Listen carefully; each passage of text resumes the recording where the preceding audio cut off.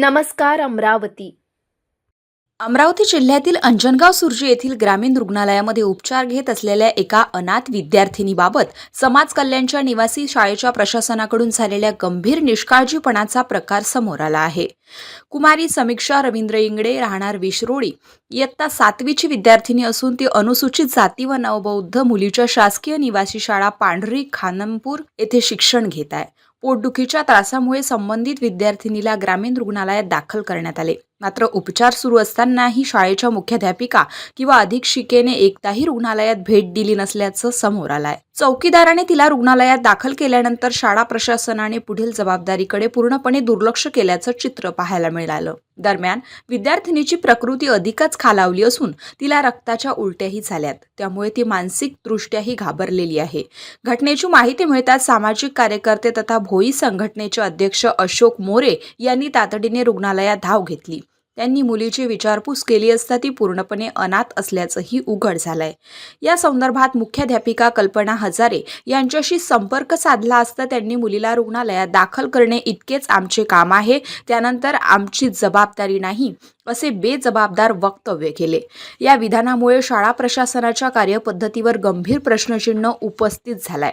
या घटनेमुळे शासनाच्या निवासी शाळांमध्ये शिक्षण घेणाऱ्या अनाथ व गरजू विद्यार्थ्यांच्या सुरक्षिततेबाबत प्रश्न निर्माण झालाय.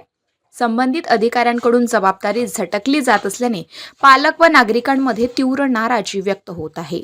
वसतिगृहातील संबंधित अधिकाऱ्यांची चौकशी करून कसूर आढळल्यास कडक कारवाई करू, अशी मागणी आता सामाजिक संघटनेची आहे. मी दवाखान्याच्या आतमध्ये एक सामाजिक कार्यकर्ता म्हणून अशोक मोरे म्हणून एक शहानिशा करताना एक समाज कल्याणची विद्यार्थी या दवाखान्यांनी 2 ते 3 दिवसापासून भरती असताना तिच्याजवळ कोणताही शिक्षक समाज कल्याणचा आढळला नाही आणि त्यांचे एक नातेवाईक शांताबाई शिरसाट यांनी 2 दिवसापासून वेळातला वेळ देऊन त्या मुलीला एक आधार म्हणून मदत केली.